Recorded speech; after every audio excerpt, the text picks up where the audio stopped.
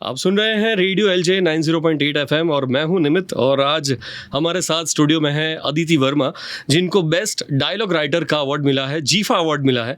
Aditi ma'am, welcome to radio LJ and congratulations. Thanks a lot. Ma'am, सबसे पहले आपकी journey के बारे में बताइए, ये लिखने की शुरुआत कहाँ से हुई? ओके, वो खुद को ऐसा स्ट्रेंज लगता है कि कहाँ से हुई, क्योंकि ऐसा लगता है सोचने पे कि स्कूल में तो एसेज भी मांड मांड लिखे जाते थे जब लिखने के आते थे। But then after college my first job was with radio and वहाँ पे I was a copywriter, creative head. तो जो लिखने की शुरुआत हुई है और जो इतनी सारी एड्स लिखी हैं, प्रोमोज लिखे हैं, सो आई थिंक उसने मुझे बहुत प्रिपेयर कर दिया है कुछ भी लिखने के लिए। Because radio as a field is कि जहाँ पे आपको सब कुछ फटाफट लिखना होता है। एक डेडलाइन मतलब दिनों की डेडलाइन नहीं होती है, वो कुछ आवर्स की डेडलाइन होती है और ऑप्शंस के साथ लिखना होता है। So you never fall out of options. एक नहीं, दो नहीं, तीन नहीं, ऐसा कंटिन्यूसली तुम्हारे पास ऑप्शंस तुम सोचते रहते हो। तो I think radio has served as a big like support background पूरा, जिसने मुझे राइटिंग के लिए प्रॉपर प्रिपेयर किया।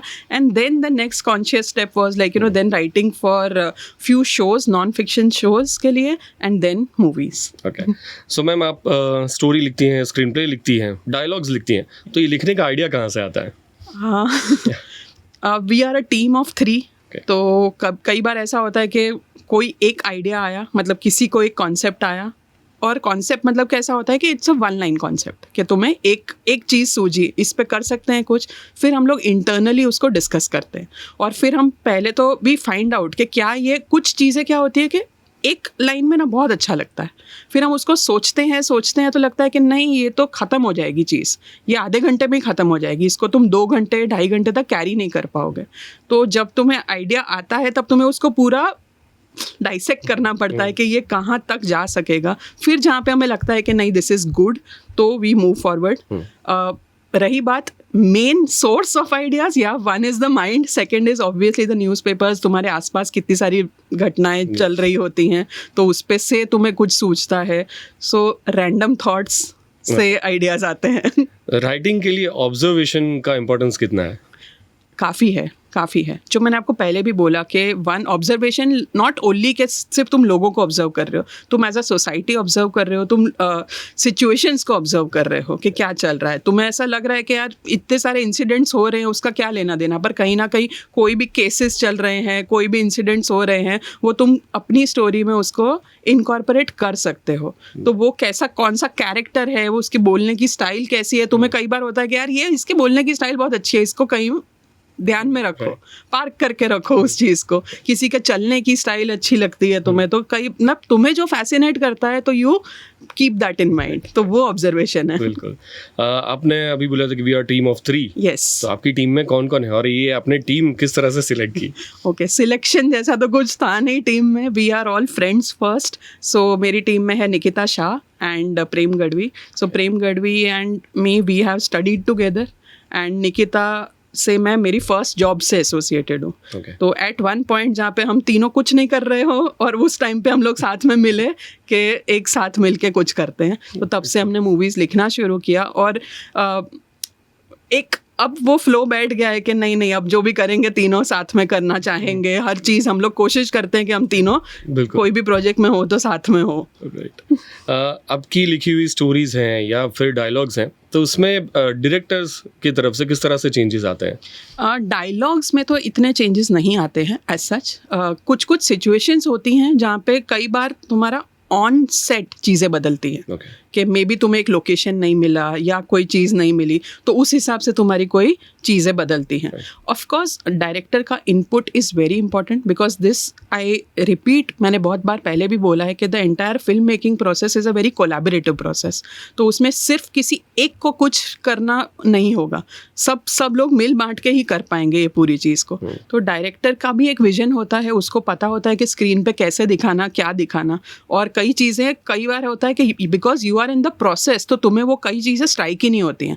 तो जब the another person from outside comes, वो एक अलग व्यू से उसको देखता है। तो वो कई बार बेटर व्यू भी होता है, कई बार नहीं होता है। जब तुम्हें लगता है कि they don't match our view, तो then you stick to your view and you try to convince them. और there are obviously creative field है, सबके पास आइडियाज़ होते हैं, सब एक बेटर उसके साथ आते हैं कि we want to uplift the film. तो it is not more about कि भाई मैंने आइडिया दिया और तुमने नहीं लिया या मैं ये चाहता हूँ, ऐसा नहीं है। सब एक फिल्म के बेटरमेंट के लिए काम करते हैं, तो वो आइडियाज़ एक्सेप्टेड होते हैं। राइट। आपने कभी डायरेक्शन के बारे में कुछ सोचा है? ओह, आई थिंक ये अल्टीमेट सबका एक स्टेप बाय स्टेप गोल होता है, होना ही चाहिए। बट आई फील के डायरेक्टर का जॉब बहुत ही टीडियस रिस्पॉन्सिबल जॉब है। I definitely want to do that, पर उसके लिए I want to first take the entire training. ऐसा मैं पूरा टाइम पूरा सेट पे बिताना चाहती हूँ जिससे कि मुझे पता चले कि हर डिपार्टमेंट क्या काम कर रहा है। तो अभी right now I have been more into my scripting and I thought कि पहले ये भी कॉन्शियस डिसीजन ही है कि पहले पूरा स्क्रिप्टिंग लेवल पे तुम थरो हो जाओ कि उसमें कोई क्वेश्चन मार्क ना हो, फिर तुम धीरे धीरे सेट पे जाने लगो और वहाँ पे देखो और तुम सब कुछ समझ जाओ, ताकि जब तुम डायरेक्शन करते हो तो you don't think only of your self, you think of the entire team के क्या सिचुएशन है, क्या प्रॉब्लम है, हर एक के एंगल से तुम सोच सको। बिल्कुल। सो आपके करंट प्रोजेक्ट्स क्या क्या हैं अभी? करंट में अभी हमारी एक फिल्म का रैप हुआ है, दैट इज़ कॉल्ड रसियो रूपाडो रंगरेलियो।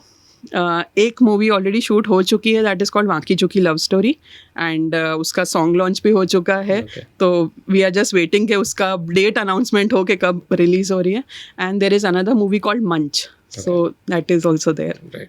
अब आप इतने सालों से गुजराती फिल्म इंडस्ट्री में काम कर रही हैं, आप लिख रही हैं, तो कभी बॉलीवुड के लिए कुछ लिखने के लिए कुछ सोचा है आपने? अरे बहुत इच्छा थी इच्छा थी क्या, इच्छा ही है। आई थिंक अल्टीमेट गोल होता है सबका। जैसे ये एक जीफा लेडी आई है, देन यू फील कि अब एक फिल्म फेयर आए, फिर नेक्स्ट स्टेप बाय स्टेप तुम ऑस्कर तक भी सोच तो सकते हो, सब कुछ सोच सकते हो और तुम चाहते भी हो। तो यस, बॉलीवुड तुम चाहते हो। And good thing about right now is what I feel personally के गुजराती फिल्म इंडस्ट्री जो पहले कुछ सालों तक इतना लाइक यू नो उसको इतना तवज्जो नहीं दिया जाता था, पर right now within this year ही एक मूवी क्योंकि 100 करोड़ क्रॉस करती है, कलेक्टिवली शायद 200 करोड़ क्रॉस हो चुका है, तो सबके लाइक यू नो लाइमलाइट में आ चुकी है Gujarati industry. So people from Mumbai are rather coming over here. तो कई आपने तो ये भी देखा ही होगा कि काफ़ी गुजराती मूवीज़ के रीमेक बन रहे हैं, तो Mumbai is coming over here. तो अभी हमें लगता है कि हमें वहाँ जाने की जगह उनको इधर बुलाओ और इधर ही सब कुछ करो। बिल्कुल। सो आपको ये लास्ट ईयर भी आपको बेस्ट स्क्रीन प्ले के लिए अजब रात नहीं गजब बात, वो मूवी के लिए आपको अवार्ड मिला था। इस बार भी ऑल द बेस्ट पंड्या के लिए बेस्ट डायलॉग के लिए अवार्ड मिला। सो बैक टू बैक 2 साल से जो अवार्ड मिल रहे हैं, आपको कैसा फील हो रहा है अभी, और ये विक्ट्री जो है आपने किस तरह से सेलिब्रेट की? Oh nice. See as I said के पहली बात तो तुम जब टीम में जो काम कर रहे हो, तो that is not a team के तुम पूरे लाइक यू नो कोई एम्प्लॉयज़ के साथ काम कर रहे हो, ऐसा नहीं है। सो दे आर फ्रेंड्स, तो फ्रेंड्स के साथ इट्स ऑलवेज अ सेलिब्रेशन। तुम कुछ कर रहे हो, तुम कुछ नहीं कर रहे, it's a celebration through out. पर तुम्हें बहुत अच्छा फील होता है कि यार कंजिक्यूटिवली तुम 2 साल तक कुछ जीतते हो, तो दैट शोज कि you are working, actually working and proving yourself. पिछली बार स्क्रीन प्ले में मिला, इस बार डायलॉग्स में मिला। So we are like you know हमें भी लग रहा है कि क्योंकि 3 नॉमिनेशंस होते हैं, एक होता है स्टोरी का, एक स्क्रीन प्ले का और एक डायलॉग्स का। सो आई होप अब नेक्स्ट ईयर हम स्टोरी तक भी आ जाएं तो हम तीनों कैटेगरीज को एक बार रूल कर लें। यस यस मैम, आप यहाँ के एलजी के मीडिया डिपार्टमेंट में आप फैकल्टी हैं, आप स्टूडेंट्स को पढ़ाती हैं यहाँ पे। और हमारे लिसनर्स जो काफ़ी सारे स्टूडेंट्स हैं, उनमें से कई सारे लोग होंगे जिनको राइटर बनना है, ठीक है, और कुछ लोग हैं जो अच्छा खासा लिख भी लेते हैं, बट उनके लिए आपका एक मैसेज? मैं सबको यही कहूँगी कि कीप राइटिंग।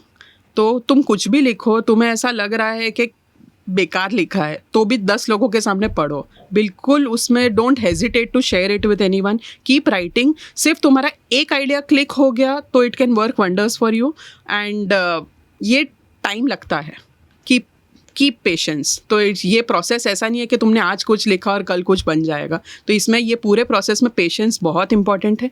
तुम्हें बहुत साल लगेंगे कोई भी एक जगह तक पहुंचने में। तुम्हारा लक बहुत अच्छा है तो मे बी इंस्टेंट हो भी जाए, but keep patience. This is a good field, it is a rewarding field, but keep writing.